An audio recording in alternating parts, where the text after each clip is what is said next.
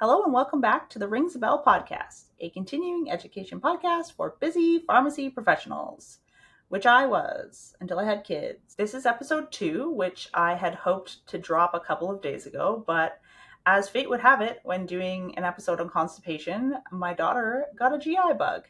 And so she didn't have any diarrhea or constipation to deal with, but she did have things coming out the other end. And was very, very sick. So I'm a little late on putting this out there, but I hope that everybody finds it helpful. My guest, Shelley, graduated in the late 80s from the University of Saskatchewan, and she has some really interesting history lessons to tell us about the various ingredients that we're used to seeing or not seeing anymore on the pharmacy shelves. So without further ado, here is episode 2 of the Rings a Bell podcast. I hope you enjoy it.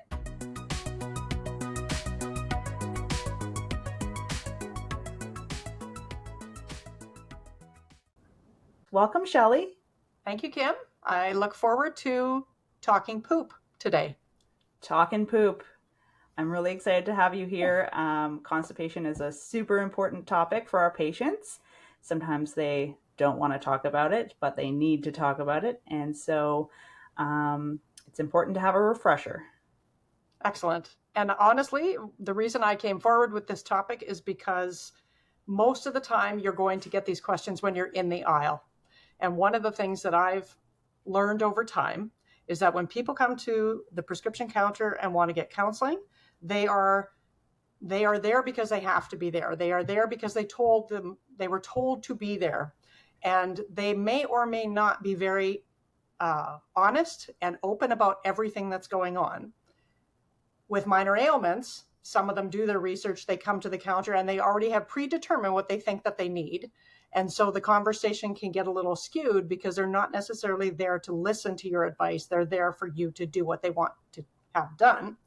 But in the OTC aisle, my experience is that consumers are very, very receptive and they really want advice and they're very, very open if you can be open with them. So in the field of constipation, I would just say that to have somebody walk up to the counter and say, hey, I have some constipation, what can I use? And to just literally point over there and say, go grab a box of the whatever is doing them a really big disservice. That's absolutely how I will introduce that.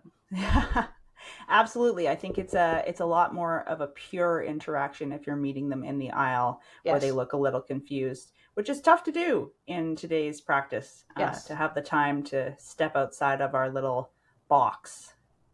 My staff will tell you that I need to be roped in many times because I enjoy that conversation part so very much. Right. Well, so Shelley has made a quiz for me today on constipation, and we'll see how I do. I mean, pooping is a thing that we all do, and a thing that, I mean, for me personally, I derive a lot of joy out of being regular. I announced to my daughter, I'm going for my poop. Mommy's going for her poop, and it's a very joyous thing. So I feel like it's always kind of top of mind, and I've figured things out. Hopefully I do okay on this quiz, but we'll see. We'll run it through.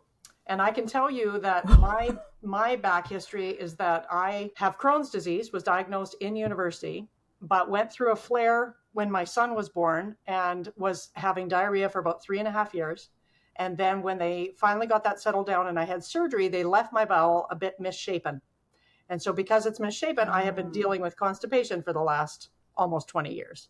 So I am very well versed in the stress, the discomfort, the trial and error, the every product out there. I get colonoscopies almost every year or every 18 months, so I could speak to that side. But I'm going to try and focus everything today on basically adults, oral products, and mostly acute situations. Perfect. I have to say I found it quite ironic that we had to reschedule the constipation quiz due to diarrhea. Yeah, due to diarrhea, because I ended up with a bug of some sort. So that's just been not fun. Oh, no. Well, I'm glad you're better. And let's get started. Okay, so we're going to start with 3 truths and a lie on the definition of constipation. So which of the following is incorrect? Stool is hard or lumpy. There are fewer than 5 spontaneous stools per week. Stool is difficult to pass, involves straining and or pain, and the sense that there is the sense that evacuation is incomplete. So 3 of those are true and 1 of them is a lie. Yes. I'm going to say the 5 per week is the lie. Yes, that is the lie. Yay! So the Rome, what number is that? I think it's 4 criteria. Maybe it's been updated since. I'm not following any kind of criteria specifically.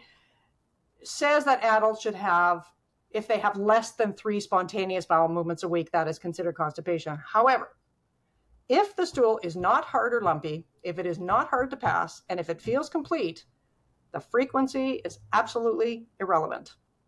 People get caught up on the frequency part, and it is too individual to make any kind of ruling like that. Right. Okay. Some people have insight. Some people, look at their stool. Other people don't look at their stool to understand how it is. Some people know their transit time really well. Others absolutely do not. Quick tip, if somebody wants to figure out their transit time, have them cook and prepare beets. Eat the beets and watch till the purpley red stool comes out. And then it'd be like, that's your transit time, folks. Okay. A little bit easier than perhaps looking for a single kernel of corn. Exactly. Got it. Okay. Okay. So just to back up, no pun intended, do you know the name of a validated and appropriate tool or guide to help people understand what healthy stool should look like? I don't remember what it's called, but it has, it's got the pictures of the stool, and it says, like, if it's lumpy and hard, then that's not ideal. You want it to be Bristol stool chart. Bristol stool chart. Yay! So basically in the stool chart, and this is a really good visual. If you can go online, you can just print one quickly and give it to your people. Lumps or clumps of lumps is constipation. If it's formed and it's soft like a ripe banana, that's primo. And if it's mush or jagged edged, that is not okay. Mushed or jagged edge, not okay.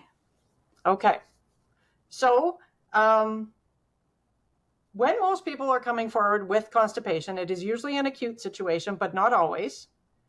So my first piece of advice is help them dig for an answer.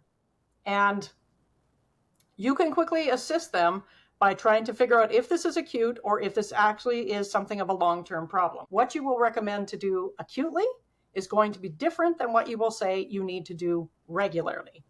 Okay. Got it. So what would you say? This is a big list, so we'll see how you do. Oh boy. What are the top 6 reasons that people get constipated? Top 6 reasons people get constipated. Not enough fiber. Okay. Dehydrated. Yes. Drug Yes. effects. Fertility blockers. Yep. I have it as lack of regular movement. Lack of regular Which is sort of like post-surgery when you're now in bed all the time and normally you would be up and about and moving. Right. What did I say so far? You said motility. Fiber? You said lack of fiber, dehydration, drugs, and then motility, which I am going to interpret as lack of regular movement.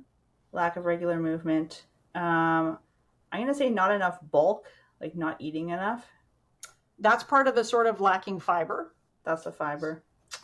Ooh. Blockage? Blockages. Nerve problems. So medical conditions, Yes. right? So that could be a nerve problem. It could be diabetes. It could be IBS. It could be psychological. It could be pregnancy. Could be thyroid. Could be Parkinson's. Right. But some kind of medical reason. Some kind of medical condition. And then there's one more. People who avoid going to the bathroom and then they miss their cue to go. Yeah. And that's, I've called that their regular toilet habits are off. And a perfect example of that is a change in environment. I'm not at home. I'm eating on the road. I'm using public toilets and I can't poop on public toilets because mom told me not to. You got the poof rights? Post-surgery, immobile, you're just, your regular Right. habits are off. So those are really key. Or you really find that the outhouse at the camping spot is pretty nasty. Too disgusting, right? Exactly. So in the diet side, you will have people that are not just lacking fiber, but they are on a keto or low carb diet. And fiber only comes from plants. So they need to choose plants in their small percentage of carbs that they're going to eat that are going to be high fiber. Carnivores are clearly not eating a whole lot of fiber. For some reason, carnivores don't always have constipation, but if they do, this is something that might be a contributory thing. Excessive dairy, huge, right? Not only does dairy not have protein, it also, or if it has any, it's pretty low, or it's very high in calcium. So you're dealing with the dairy on a double-ended sword. And my favorite story was the fellow who came in and he goes, I'm just in so much pain. I said, tell me what you've been doing. He said, I've been eating pizza all week because I've been preparing for my final exams. So it was not a normal thing for him. But as soon as we talked about that, I'm like, you've had way too much cheese and no fiber for like 4 or 5 days. Right. Just to back up, when you were talking about dairy, you said it has not very much protein. What you meant to say was not very much fiber. Fiber. Yes. Sorry. That is what I meant to say. Sorry. Okay. It does have good protein. It does not have enough fiber in it. Got it. And medications, we all know the list. Post-surgery, opioids are going to be the number one, but it could be the GLP-1 agonists right now. It could be iron supplements. It could be, I've been taking Pepto-Bismol and now it's like flipped the other way. Any anticholinergic, diuretics. We know these things, right? And often our patients have a combo. Right. There's usually more than one thing that's going on. But if you can have leading questions like, tell me what you've been eating the last few days, or tell me how often you normally go, and being able to confirm that this is by definition constipation, then you can sort of dig a little deeper into, oh, I see, you broke your hip and now you're immobile and you're on narcotics. All things combined, we need to get stuff going because now you're starting to become uncomfortable. And my definition to people, and when I say it, they almost always nod their head, as I said, constipation is a state where you don't know if you want to throw up or eat because you are getting so much pressure that's building up that it's literally feeling it more almost in your chest because the nausea is so heavy. And you made a good point. When people are constipated, they tend to stop eating, and that is the worst thing they can do because they're not giving their stomach and their gut something to do. So instead, and once you give them this little anatomy lesson, they get it. The whole point of your large bowel is to pull out water. And the less you have going into it, the less it has to do. So the more water comes out, and the harder it gets, and the harder it's going to be to pass. So it's important, even if they're not eating a lot, that they eat something, and preferably something that has some fiber. Right. Okay. So we do want to confirm with people in a very sort of easy way that this is constipation and not something worse. So we have to do a little bit of a triage there. So my question is, what are some of the red flags to ask about or listen for? Blood in the stool. Any particular kind of blood? Bright red blood that's visible to the naked eye. Bright red blood will often indicate a hemorrhoid or a fissure. I guess you would be looking for it's the tarry dark red blood that stool. you're looking for. Yeah. Okay. Tarry sort of black stool could be from an upper GI bleed. Yes. I would say if you've got constipation that has lasted for more than 7 days, that's a red flag. Constipation in a person under 2 years old. Well, I'm just talking about the adults today, but because the pediatrics is a whole nother. Right. Severe abdominal pain. Yeah. Very sharp, acute pain. Like, is this actually appendicitis or something like that? Right. Doesn't mean that there's not pain, but it's different when there's a sharp pain. Right. Accompanied by a fever. Yes. That would be sort of the number one. Constipation does not cause fever. right? Does not cause fever. You've got really good ones here. The other ones I would say are signs of dehydration. Somebody who's been already trying, I've done this laxative and this laxative and this laxative, like there's almost signs of overuse of a laxative.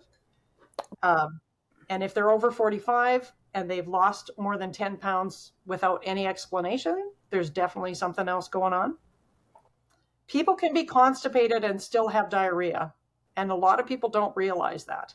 So when there's these other signs going on, it's time to triage and say, you need to go to your doctor, to Emerge, to whatever. Get this checked out more thoroughly. Let them do the poking and prodding. Let them feel the whatever they're listening for. And the only other one I had in my list was rectal pain. So when someone has rectal pain, or if they've had their bowel movement, but they still have this persistent urge to go, and it's like it's not letting go, not letting go. There could be a lot of rectal swelling or anal swelling. There could be a growth in there that's putting pressure. Like, we don't know those things. So it's always good to add that, follow up if this isn't working. Don't come back and buy another product. Like, don't ignore this. Gotcha. Without making them scared. So the over 45 and 10 pounds of weight loss, that's getting at a colon cancer? I think so. Risk? Or it could be, maybe they have a undiagnosed Crohn's or colitis or something. Gotcha. That they need to just look into. Because if somebody's lost over 10 pounds and they can't explain it away, that's not always good news, right? No. Not Our always diet good culture news. would suggest otherwise, but it's not. Medically, that's It's a not bad smart. thing. Exactly. Plus, when you're looking at people who are constipated with diarrhea, they don't understand that the reason they're getting the diarrhea is because everything is impacted along the side of their bowel. And that won't be felt, it'll be seen. They will go and get that x-ray and they'll say, oh, you're FOS. It's like, FOS? Oh yeah, you're full of it. They may or may not say those words, but that's what they'll mean when somebody is like, literally, it's pushed up against the sides of their bowel. So anybody who ever presented to me like that, I would not even try to treat them. I would say, you need to see your doctor first. Right. So you can be so constipated that the only thing that's getting through is liquid, and it's getting through quickly. Perhaps you've been using laxatives to the point, especially the osmotics, that it's now a liquid going through the impaction. Possibly. Yeah. Although most osmotics will work with the impacted stuff, but not always. Sometimes impaction needs enemas and interventions. Okay. So once we're getting into treatment, there's sort of that we want to treat the acute situation and then we want to go into preventive mode. So which is more important, the acute treatment or the preventive mode? I would say you have to fix the acute first, but I feel that this is a trick question. It is a trick question. They are both important.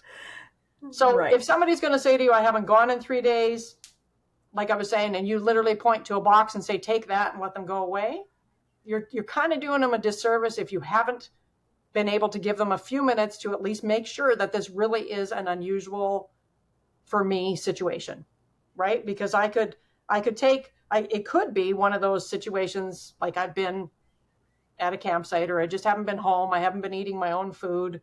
And so they just need something for a couple of days and the rest of it will never be an issue. But if there is something of it's worse than usual, like I have constipation, but this is just more, then you want to give them a few more minutes if you can to talk about chronic. Okay. Good point. So now we're going to go into the categories of the laxatives themselves. And I have one very key message. Know your ingredients. Because name extensions of OTCs are the bane of pharmacists' existence. Oh my God, yes.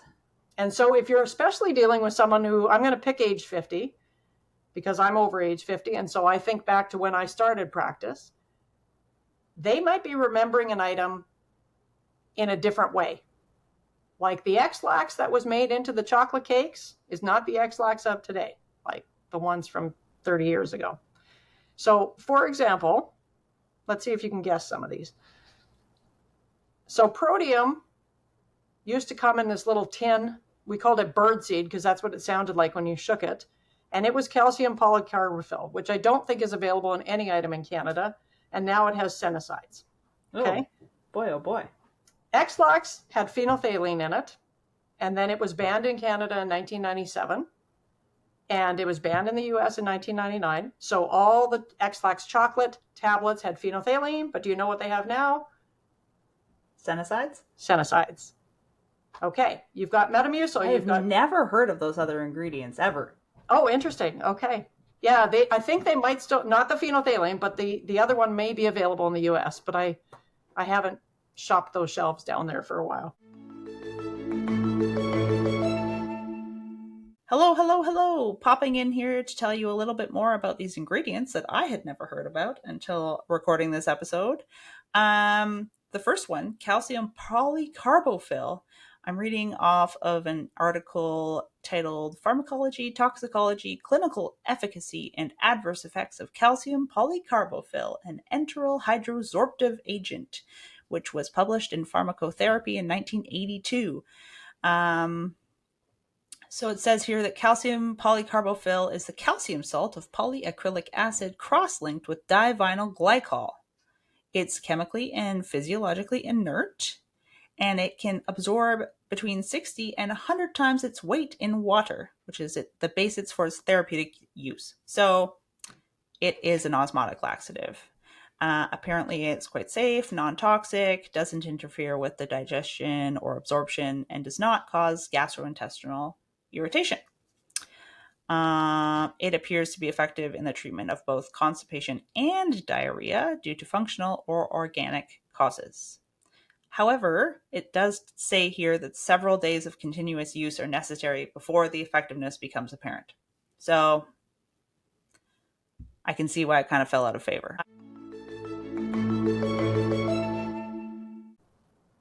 Okay, so if you have Metamucil capsules, they have psyllium. But if you have Metamucil gummies, they have... Oh, I don't know the answer to this. They have inulin, which is a prebiotic. Oh. Okay. You have Restoralax powder, which has PEG 3350. And then you have Restoralax gummies, which have... Inulin? Inulin again.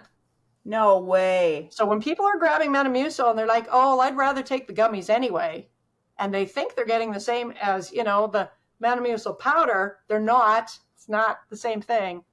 Oh my goodness. And if they've got problems with, there's people all out there rocking FODMAP diets and thinking they're going to go get some Metamucil, they're actually getting inulin, which is a FODMAP. Which could be an issue, right? Oh, here's a better one. So Benefiber, the original Benefiber, used to have inulin, and inulin comes from chicory root. And if you buy the private label versions of Benefiber, like the bottles kind of look the same, most of them still have inulin in it. But Benefiber has something different now. Any idea? Let me guess, psyllium. No, wheat dextrin. Oh, it's like the only product in it. I don't even have a lot of data on it. I don't know why they switched. But if somebody was gluten intolerant, that would be like a huge red flag. Yeah. Whereas the inulin wouldn't have been a big deal before, right? Hello again. Popping in here to say that I went and looked up wheat dextrin, which is not a thing I thought I would find on the LexiComp drug information, but it is. So mechanism being that it absorbs water in the intestine to form a viscous liquid, which promotes peristalsis and reduces transit time. Dulcolax. You've got tablets and suppositories that contain bisacodyl, but the Dulcolax soft chews and the Dulcolax liquid that just came out. Oh my. Magnesium hydroxide. What? Totally not the same thing. Not even the same category. Oh my goodness. Way back when? Now, I don't know if anybody...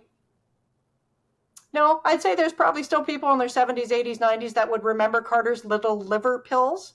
They were on the shelf when I started. And those ones originally had podophyllin, aloe, wheat starch, licorice root. And then when the government said, hey, you can't put the word liver on these anymore, They came back out and they called them Carter's Little Pills, and they are bisacodyl. That sounds like something you would get on the street corner, Carter's Little Pills. It does, but I it's been a while since I've seen it, but a little red box, but not the same thing.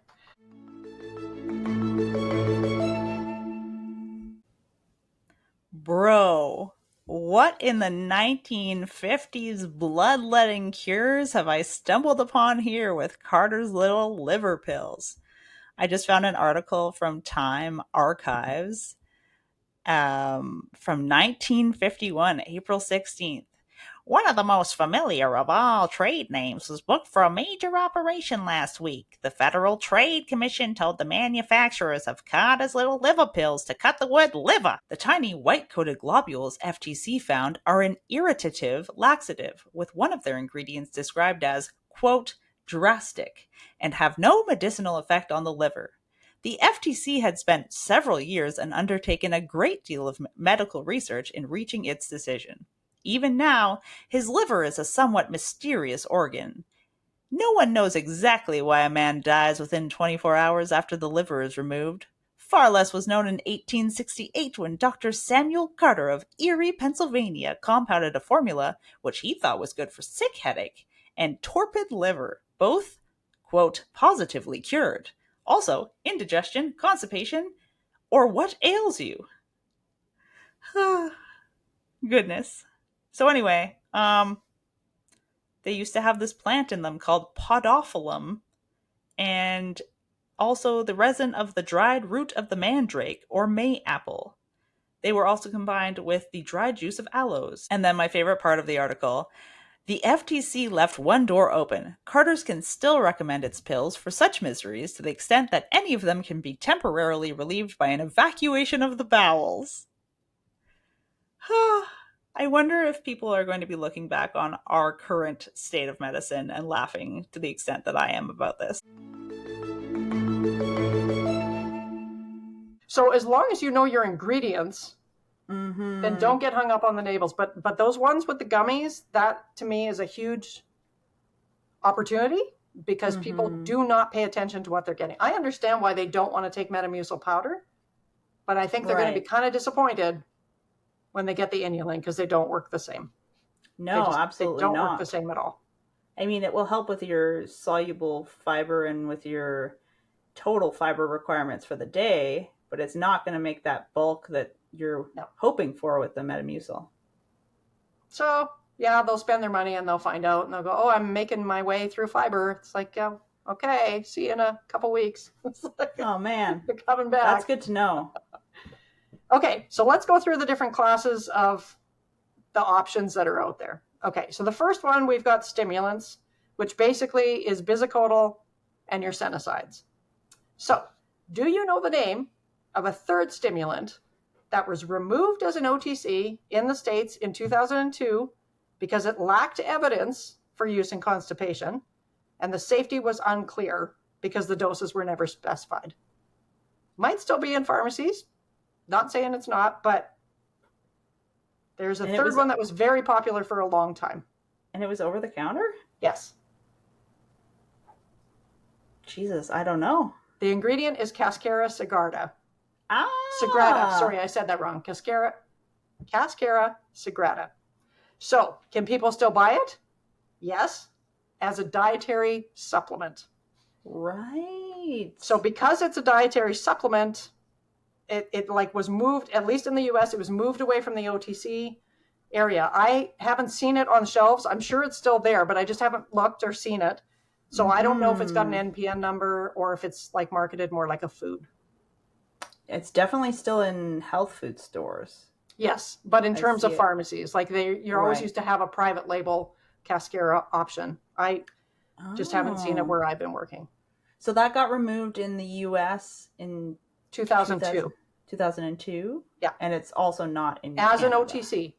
As an OTC. So it could not be marketed as an OTC for use in constipation. It could only be sold as a dietary supplement. So I'm not sure how maybe on the dietary supplement, they just call it a fiber, or they, for healthy bowels, like they don't actually specify. the US has a lot of different kind of rules when it comes to natural health products. So Canada's are much better. Phenolphthalein, which was the stuff that used to be in X-Lax, what is that? It was a stimulant. Okay. And one that was determined to have carcinogenic potential. So it was actually withdrawn out of Canada first and then 2 years later out of the States. But around this same time, bisacodyl was also sort of pulled back. Do you know why? Probably not, because you've never heard of phenolphthalein. No. So the history lesson on this is that the structural properties of bisacodyl are similar to phenolphthalein. So initially in the States, they said, we need to do more studies on this. But then they proved that it does not have the same toxicity concerns. And so it was moved back into being safe. Okay. So bisacodyl is structurally related to phenolphthalein, which is the old one. You may be scratching your head and thinking, I've heard of that before. Phenolphthalein is the classic acid-base indicator that turns different colors depending on how acidic or how basic the solution is. So that might be where you're getting the little rings a bell, if you will. Okay, so when I finished school, I remember being told that stimulants could have long-term effects on the innervation and damage the bowel and cause bowel dependencies and anatomical functions. Could be impaired. Do we know if that's true?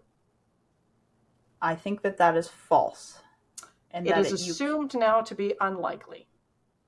Got it. Now, there is some data on senna extracts, which are different than sennacides. And senna extract may be a problem. So when people are picking up stuff through health food stores or online, that could be a problem. But I found one meta-analysis from 1993. So this is like a long time ago. And they had looked at 14 case-controlled studies, and they showed that there was a small but significant risk associated both with constipation and the use of laxatives. But the analysis didn't look at the different types of laxatives, and the authors suggested that the findings were confounded by the fact that they also didn't include information about their dietary habits and the reason why their colons were so inert, so had so much inertia in the first place. So there have not been any well-controlled studies that have shown these morphological changes that everybody assumed happened with the stimulants. So the available evidence says that the chronic use of stimulants is unlikely to damage the colon. But the jury is still out. Gotcha. But just like any part of your body, if you're not exercising it or you're not forcing it to do its own job, it might get kind of lazy. Is that, I always had been told that was sort of in play. Is that in the same realm? Well, that's what they're looking at. They're kind of saying, does that really happen? Okay. Or is it that people have become dependent on them, so they have never figured out all the other lifestyle factors that could be contributing to this? Or they've never bothered to add the fiber or add the water. They just use the pills instead. Gotcha. So the whole concept of the lazy bowel is null at this point. It's not validated. I can't say it's not out there. I didn't dig deep to try and figure it out. But all this to say, can we use a stimulant safely in an acute situation to get me past what's going on? Yes. I would still advise it against chronic use. Simply because I very much advocate for food and lifestyle and doing everything you can to not have to use any kind of a laxative. And I am sure every gastroenterologist would say, we don't want you on chronic laxatives. Let's see what else we can do to make this better. Right. And just to back up, you keep referring to when you graduated, which was when? 1989. 1989. Okay. University of Saskatchewan. So it's been a few decades. You've seen some changes in the pharmacy profession. Lots of changes. And it's always, you don't realize it at the time, but looking back, working with, the 70-year-old retired pharmacist that was still part of his organization when I was doing some of my summers, the stuff that they would say or counsel on, or the things that we carried on the shelf, they were different, right? So it's kind of neat in the early stages of a career to really pay attention to this, because you're going to go 35 years and it will be different. There will be stuff that's the same, but there will be change. Right. The shifting sands of medicine. Exactly. So that's the stimulant category. Okay. So the next one is surfactants, or what we sometimes call stool softeners. And there's basically two. There's glycerin, which comes in a suppository form. And there's docusate, which we have pills, drops, liquid, and now comes in a microenema.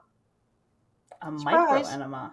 Well, there used to be one called Microlax, which was a different kind of microenema. But now when you look at what's on the shelf, that little microenema is docusate. Okay. Got it. Something new. So it's supposed to decrease surface tension, increase stool water. But do they? Yeah. I would say they add a layer of slippery. And this is what I will tell people. Instead of having hard lumps, you're going to have slippery hard lumps. They don't really, my lovely lady lumps. Exactly. So they're not absorbed systemically, which is an advantage. They're safe in pregnancy. They're safe in children. But what is the major reason to not recommend docusate, especially as a standalone option? I always was of the opinion it just didn't work. Yeah. But they're relatively useless. Right. And you will see commentary after commentary on our professional, websites and whatnot saying, why is this still in existence? Why do we even bother? It doesn't do anything. I wouldn't say it does nothing, but it's certainly not amazing. It's definitely safe. It's definitely going to add a layer of assistance, but it is not some amazing osmotic or stimulant or anything like that. So, right. Yeah. So moving over, I just want to quickly comment on the demulcents that you may see where you work. Aloe vera would be one, a demulcent. A demulcent. So aloe vera, the bottles of aloe vera, when people are taking this, and I don't think I've ever recommended it, but people will sometimes look for it. It's basically marketed as something to soothe an irritated gut. So it creates this mucilaginous environment, if you want to call it that. It absorbs water. It's very much like a soluble fiber. But you will also see demulcents in things like herbal selections, and those will have marshmallow root, comfrey leaf, slippery elm bark, fenugreek seed. And all of these things are really meant to act almost like a soluble fiber format. So you could achieve the same by having flax seeds or chia seeds in the diet. But I have yet to be in a store that doesn't have some of these on the shelf. And most of us just sort of glaze our eyes over top because we don't know what they're all about. But if anything, I think our role can be to help navigate people from hurting themselves. And so we can give them only what we can really know, which is that there's not a lot of research to support them. But in general, without having allergies, they may not be harmful to try. That said, I would not use them in an acute situation. Most often people that are going to get those kind of supplements are looking for chronic help. Got it. Yeah, the aloe, they also sell drinks at corner stores that have aloe in them. And I don't think people necessarily always realize that if you're drinking many of those, you can get yourself into a diarrhea situation. I think it would happen, if you had too much of it. I've seen them. They look fairly liquidy, but I think they still have a thicker texture to it, so people have to get past that if they're taking it. Yeah, well, and some of them actually have little chunks of aloe jelly in them. Yeah, I've seen. But they don't look appetizing. No, and I don't know enough about it to say it's useless. Let's just put it that way. The other category, which is not exactly about constipation, is probiotics, because that's going to be in that section. And there's definitely evidence on certain products for use in IBS, and IBS, of course, can swing between constipation and diarrhea. So the idea of a probiotic is to try and find balance. There's other probiotics that are very good for, say, traveler's diarrhea, C. difficile, like they've been well shown to work for that. So you're not going to see probiotics for constipation very much. Yeah, it's more of a functional There's some for add on. functional constipation is what they call it. Yes. The BioGaia ones, I think, are Could be studied in that. But the BioGaia ones do just about everything. Well, they were first marketed for the babies and for the colic, and an interesting approach for colic after all we had was gripe water. Yeah, forever. I'm just pull up and oval drops. Probioticchart.ca. Where is the one? So the research is slowly creeping in there for constipation, but really probiotics tend to look more at regularity. Right. Yeah. Not like fixing a constipation problem. Right. Yeah, they just have it listed as constipation here, but I haven't gone and read that study that, I mean, it got Health Canada approval, the BioGaia. So the Reuteri. Well, and same with like Align. Align, the research supports its strain in that quantity for use in IBS. Yeah. And in some cases, they promote it more on the gassiness side of IBS. But really, if you can have regular digestion and regular bowel movements, IBS tends to be a lot more quiescent than if you don't. Got it. Yeah. The one thing about probiotic supplements is those bacteria do not populate the gut. So they work while you take it, and they will be there until you poop it out. But if people want to try and recolonize their gut with good bacteria, they need to get it through fermented foods that are not made with vinegar, because food is the only way to repopulate your gut. Right. You got to give your bacteria something to eat. Which is what the prebiotics are good for. Right. So the inulin prebiotics are basically the food for the bacteria to eat. And they help constipation by basically giving that bacteria some movement and some activity, and then more stool produced, and then it like pushes along. Okay. So now going into the osmotics, we've got 4 different osmotics that I could think of. There's lactulose, which we have to be careful with. Do you know why? Or who to be careful with, I should say. It's fine for renal. I want to say liver. No, well, not that I found. The only ones that I'm aware of are that because it is sweet, if you had to use a lot of it over a long period of time, people with diabetes should be watching to make sure their sugar levels don't change. And that's, again, not for short-term use, but I think we all know people that are using it a lot more than short-term use. Right. And it's very sweet. Prolonged risk could be electrolyte imbalance. Okay. That may or may not have to do with lactulose specifically, but it's still something to be concerned about. Got it. So that's our first one. Second one is magnesium hydroxide, which is in your Philips Mocha Magnesia. Telling you, gotcha. I got a house full. I see that. This bottle is off. I will tell you, insider tip, the original tastes like garbage. Like, I mean, it's bad. It's like really bad. Okay, so what is this one as compared to the original? This one is the original, but they have a mint and they have a cherry. And ever since I had my surgery and the store just picked this one out for me, I'm just like, never give original to anybody ever again. Okay, good to know. Philips and that's magnesium hydroxide. Magnesium hydroxide. So the suggested dosing of magnesium hydroxide works out to be 400 to 1,200 milligrams of magnesium hydroxide per dose. That is far higher than anybody will ever supplement. And there are a lot of people that are low in magnesium and could benefit from magnesium supplements. Mm-hmm. And because magnesium is primarily in the cells and in the bones, getting blood work for magnesium doesn't represent whether you're really short on it or not. So this is just anecdotal, but I was listening to a physician talk about magnesium, and he said most people can probably safely take magnesium until they hit diarrhea, and then they've taken too much.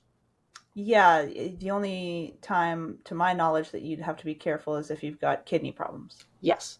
So anybody who's already got high magnesium levels or has renal dysfunction need to be much more cautious with this one, as well as the magnesium citrate, which is the third one. So magnesium citrate, Citramag, generic names, if you can find it, is used for bowel procedures. They come in a little pop bottle type containers. So using it short term, small amounts is probably not a crazy idea as far as an osmotic goes. It's just hard to find nowadays for some reason. I remember it being very easy to find, but I guess things have changed. I don't know. I don't know if there's been a back order. It's like now it's here, now it's not. Now it's here, now it's not. So I don't think it's been discontinued. I just think it's, I don't know, just another manufacturing issue. Or maybe not as popular.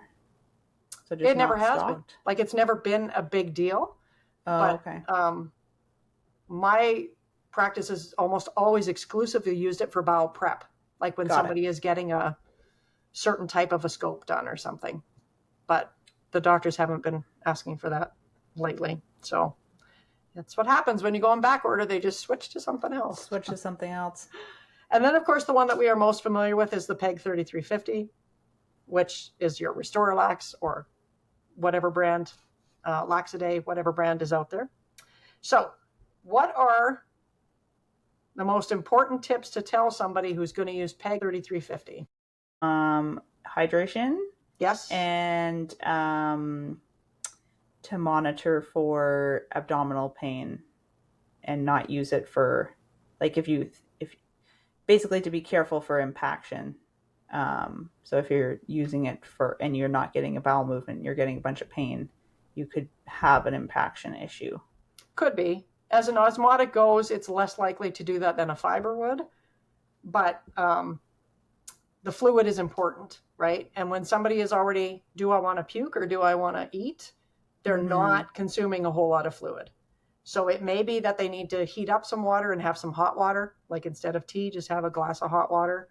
They might just need to do it in sips. But if all you do with any fiber or any osmotic, if you don't have enough fluids, you're not going to get the benefit. Like it's just not going to happen. If you're dehydrated, it doesn't have water to pull from. Exactly. And the whole point of it is to push water back into that large bowel, which I visually will show people. That's where the water is coming out. We're trying to put water back in. So there's two more things that I'll add. One, it can take up to 15 minutes of stirring to get it to totally dissolve. Oh. So if you've heard people complain, you don't have to stir for 15 minutes, but you may have to wait 15 minutes. So if you've heard people complain about, well, I don't like those little flecks, or I don't like that I can taste the thing. It's like, just leave it alone. Just mix it, walk away, come back. It's not going to thicken up. This isn't psyllium.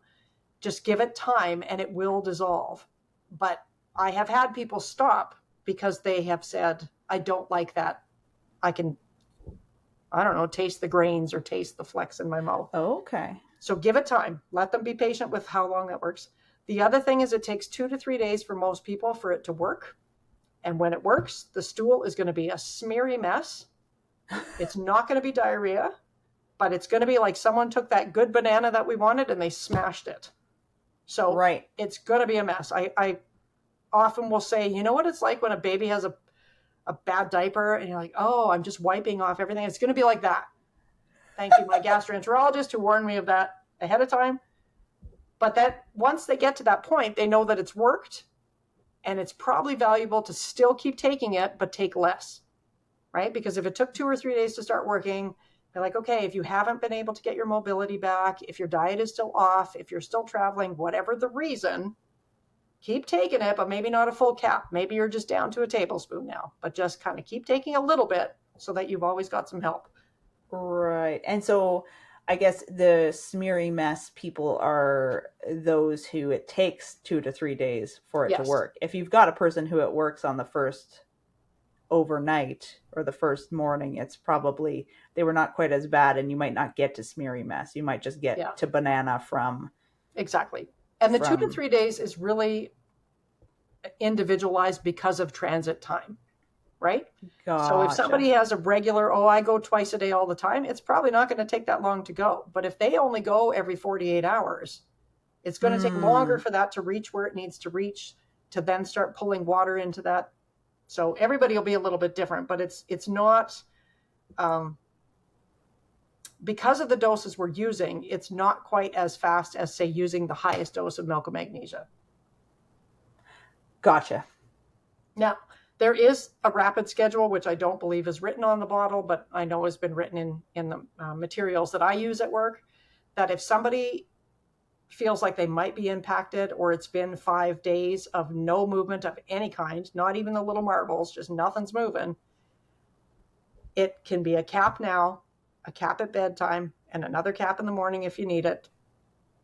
And by those 3 doses, everything should be moving at that point, right? Gotcha. So that rapid 3 dose, I've seen that even in children. It can be done. Not always a And full that's cap. not necessarily something you're recommending over the counter. That's something that the physicians are recommending? No, I've recommended that based on like the literature that I have that supports the dosing of it. But I would normally only say that if somebody says it has been 5 days, it has been 6 days, and I am in agony. And most of the time it's because they've had surgery and they're on the narcotics and nothing is moving. Right. And despite our belief 30 years ago that having lots of fluids with narcotics was going to make things move, we now know that's not the case. Narcotics just slow everything down. And the longer it sits, the harder it gets, right? Gotcha. So, and then if you're giving that rapid dosing schedule, are you also counseling, I guess you're already triaging to make sure you don't have an impaction situation, yes. Like you don't have severe abdominal pain, like you're not fevered. You're giving them okay, and if this isn't going to work, this is where you go next, which is basically go back to the hospital, or if you start throwing up everything, and gotcha. All the red flags, right? All the red flags. Most people are willing to try that if they're young enough. The elderly are not so excited. They want rapid, fix it now. Right. But I find that most younger people, working age people, are usually okay with giving that a try, because stimulants in this situation, yes, they're going to help move things along, but they're not going to soften things out. So there's the chance of cramping.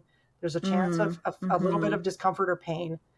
And you might still have that Bristol stool 1 or 2. You might still have the lumps or a bunch of lumps made into bumpy, hard stool. Right. And it's still not going to feel that great. There's nothing worse than feeling like you have to go. It's terrible. And not being able to go. So that would just sort of add to it. Do you ever give your osmotic laxative with the stimulant at the same time? Yes.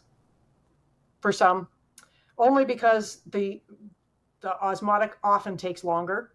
Mm-hmm. And so even if they can get started on osmotic, use the Senna or Senna and Docusate if they want overnight.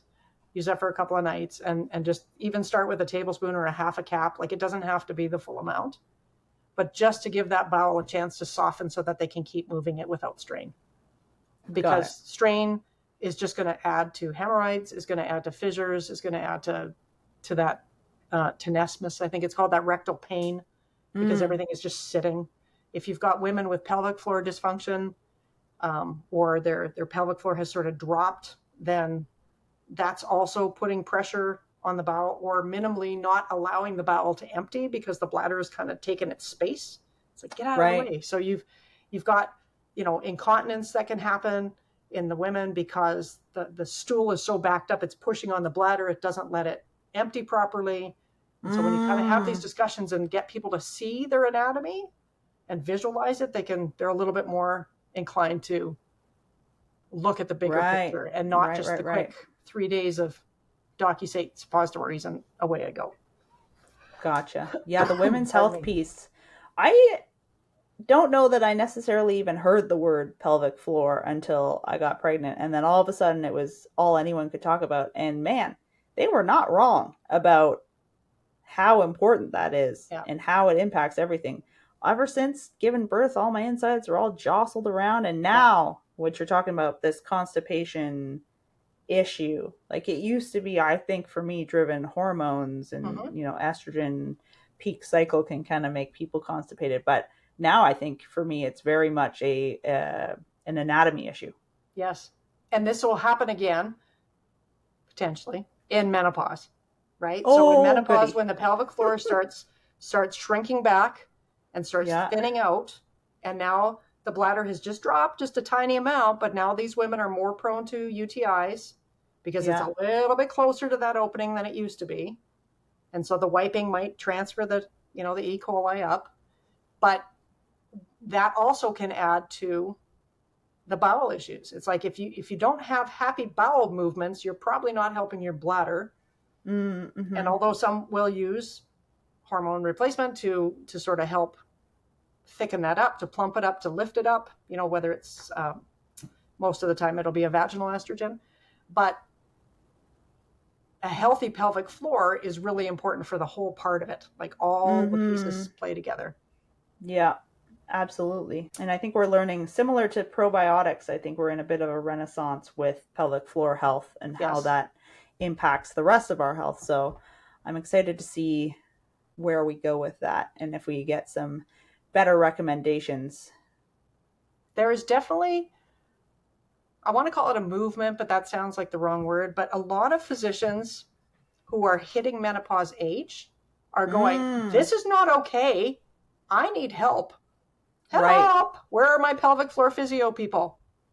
Because they're out there, right? And they are advocating and really looking deeper into the Women's Health Initiative and all the things that came out of that for recommendations with regard to hormone therapy. But I remember listening recently to one physician who said, it's going to be your daughters who get treated properly for menopause. Right. Because the physicians are still not being taught enough of the right things. Like, because they've got to do all their study after graduation and not everybody has time, not everybody has interest and so on. But these women who are, around my age are not shy to speak up, and they're not shy to put their stuff out there, and they're not shy to show the exercises. So there's so much more that we're learning about the pelvic floor and the impact on it that women are going to be getting better treatments. They're going to be getting better advice. Okay, so let me get into the last category, which is fiber. Fiber is good for you. It is gonna help you poo. I've never heard that tune, but that really works. I just made it up. Good for you. Have I mentioned I have a toddler? That's great. Okay, so there are 5 basic kind of fibers.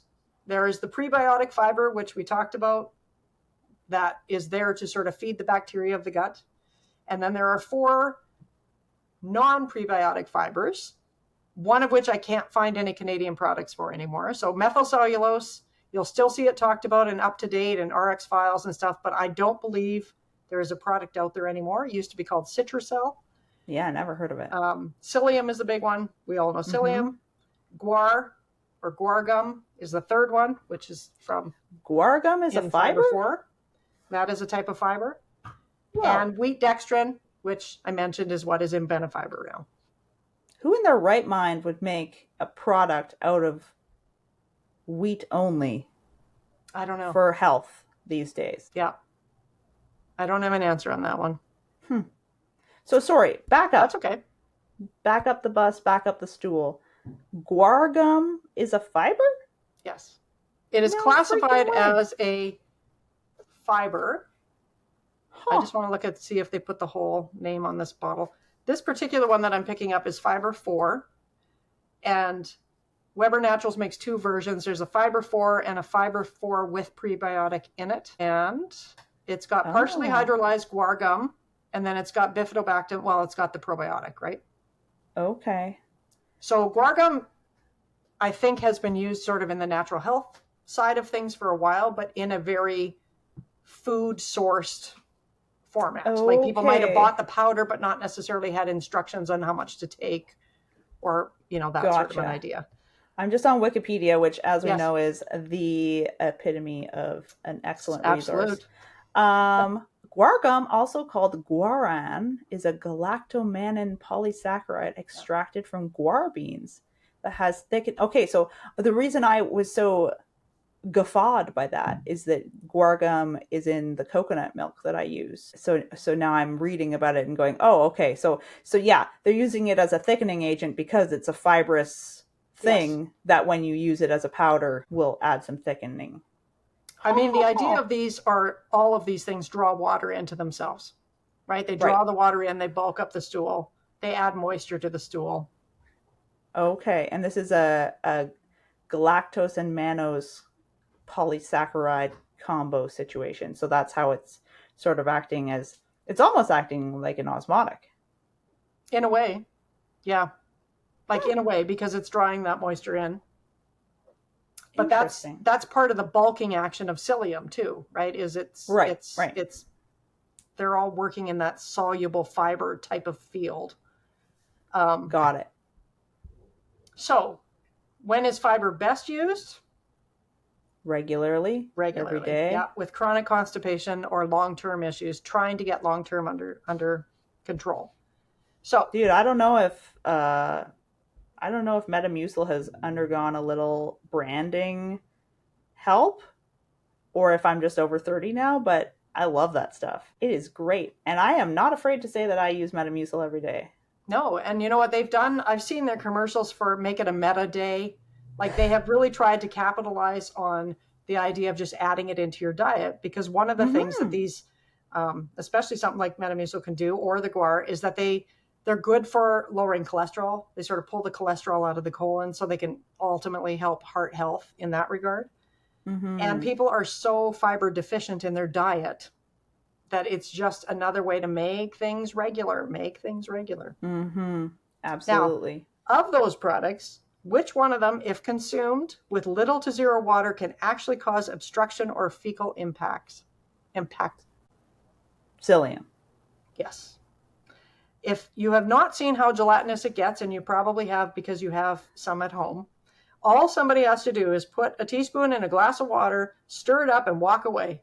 And then come back, and you'll probably be able to turn the cup over and have the whole gloppy mess just fall out.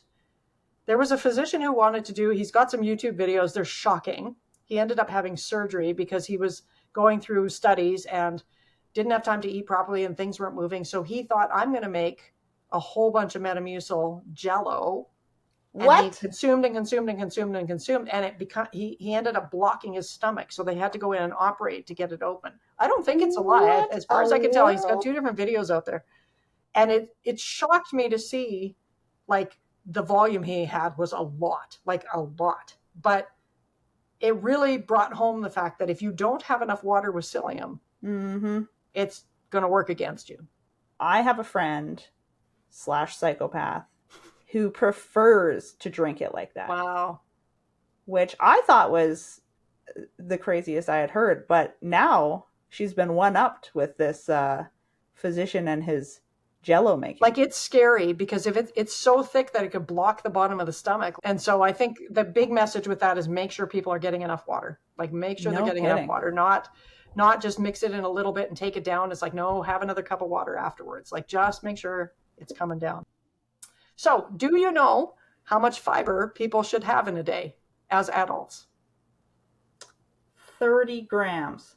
30 is the average. It goes between 20 and 35 grams for adults. And the best way to have fiber is to divide it up in your meals. Now, I do a lot of nutrition study, so I'm going to go a little bit on that side for a minute, but I think that's a really important message to get to people. Oh, girl, you're preaching to the choir. There we go. Awesome. So there are 2 kinds of fiber. There's the soluble, there's the insoluble. So for those that forget or want a primer, your soluble, think oatmeal. Think how it gets jelly-like. Think of the psyllium, how it turns to jelly. It's the soluble thickens up and softens the stool. The insoluble is like the corn, is like the peel of an apple. Wheat is like this. It does not digest. It just literally sort of pushes it through. So when you are helping people understand, say you want to soften it up and push it out. So the whole idea of like an apple a day can actually work for a lot of people because the inside, the pectin, the soluble fiber on the inside of an apple works nicely with the peel that is a insoluble fiber. So you've kind of bulked it up and pushed it through and bulked it up. It's not a lot of fiber, but that and pears, not pear sauce, not pear juice, but pears, same idea. With the actual peel. The inside can be really good for that. Gotcha. So here's a question. How many grams of fiber are in Metamucil? Ooh. Here's the label. I'm going to say like 15 grams for 1 scoop. 1 teaspoon, heaping teaspoon, is 3 grams. What? Now, Shelley, how do you know this? Because Shelley, it's not how do listed you anywhere know on the this? label. Well, that's because I used those 1-800 numbers, and I wrote them 2 years ago. And I said, you don't list your fiber on your bottles. You do in the States, but you don't here. And they said no, because fiber is listed on nutrition facts tables and is only required in Canada on food. And Metamucil is a natural health product. Whoa. So they don't have to put it on there. So 1 heaping teaspoon only has 3 grams of fiber. Yep. Okay. It's not is good to know. A big amount. But again, like we need that 20 to 35 grams of fiber a day. And I guarantee you most people are not getting that. All you got to do is go into a fast food store or fast food restaurant and try and figure out how to get any kind of plant in what you're about to eat. Mm-hmm. And you might get a whole wheat bun and you might get a piece of lettuce, but you are not going to get a lot of plant food. Right. So it is tough to get fiber. So people who think they're having their Metamucil in the morning and they're good to go, they have not checked the boxes. They have not checked the boxes. Matter of fact, even on their labels, they're suggesting 3 times a day, right? Like take the Meta 3 times a day. So it kind of comes back to, am I having a type 3-4 stool according to the Bristol stool chart? Are they regular? Am I straining at all? And if I'm having regular stools that are of the right consistency and I'm not straining, then I'm probably getting enough fiber in my day, right? And it could just be the types of fiber that I choose. There's other factors that add into this. So given my situation with the way that my bowels left, I could have a day of good fiber, but if I haven't had enough movement in the day, and if I haven't had enough fluids in the day, it doesn't matter. It's like I need all things to work together. So I had surgery this at the beginning of this year, and I was at home kind of recuperating and waiting for the second part of it. And I wasn't at work. And although I wasn't working much, my work is standing. It's standing and it's walking, and it's standing and it's walking. So it's not like 10,000 steps a day, but it's movement. And all of a sudden, I had none of that movement.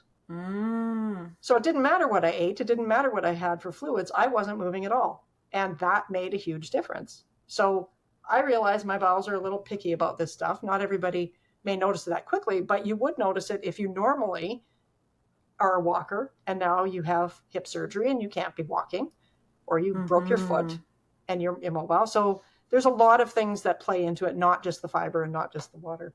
But that leads me to my last point, which has to do with the lifestyle stuff. Fluids and fiber, number one, as far as helping constipation. So how do you try and introduce people to the idea of drinking more water in their day? I usually say to have a big glass right when you wake up in the morning, and to carry a water bottle with you everywhere. It's a huge habit to create for people that are not used to drinking water. I have met elderly people that say, I can't drink water, that's for the poor people. Really? Because literally in the 30s, when they grew up, if you were drinking water, it meant you couldn't afford milk and you couldn't afford juice. And so in their mind, water means a sign of poverty. So they just cannot. So you have to, it's surprising the mental barriers. Other people, I don't like the flavor of water. It's like, you got to try different things. I could have a whole talk just on water. And there is no actual written rule that talks about 8 cups a day. Right. It's just been out there as a suggestion, but there's no actual specific guideline. Most people could handle up to 12 cups a day. 3 liters of fluid is not an impossible amount for the average person without any kidney or, I have to watch my fluid type issues. So when you're counseling, think about how you can get them to integrate it into their world. And starting with that first cup in the morning, that's perfect. I would say try and have a cup of fluids every time you're taking your medications.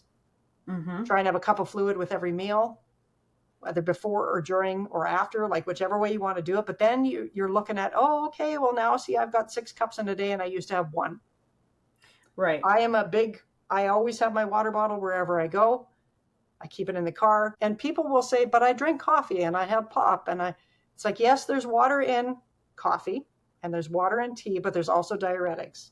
And I have asked dietitians, I have never found a specific number of how much water does a diuretic actually lose, and is it replaced enough with the stuff in the coffee or the tea. So my suggestion is, if you have a cup of water, or if you have a cup of coffee, have a half a cup of water with it. I don't have a number. Nobody has that calculation. Or if you absolutely can't stand having water, you could have herbal tea. Anything. Yeah. Like, we've always thought that it was important to only have water with our sulfa medications. Turns out it just needs to be fluids. Water is ideal, but fluids, just fluids. So if you have to have milk, okay, have it the milk. But fluid.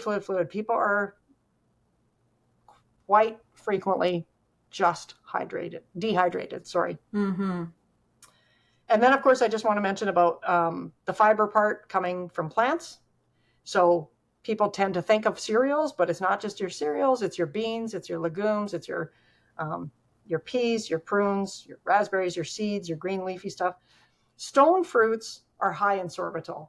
So I used to think that when the BC cherries showed up on the side of the highway and we'd stop and buy a bunch on the way to the cottage, that it was just because we ate too much, that by the time we got to the cottage, we were all running to the bathroom. But no, it turns out that there's high sorbitol in cherries, and therefore, if you do have a lot of them, same with peaches and plums, that sorbitol will act as a bit of a laxative. Sorbitol being a soluble fiber, exactly. And I recently discovered that rhubarb has senosides in it.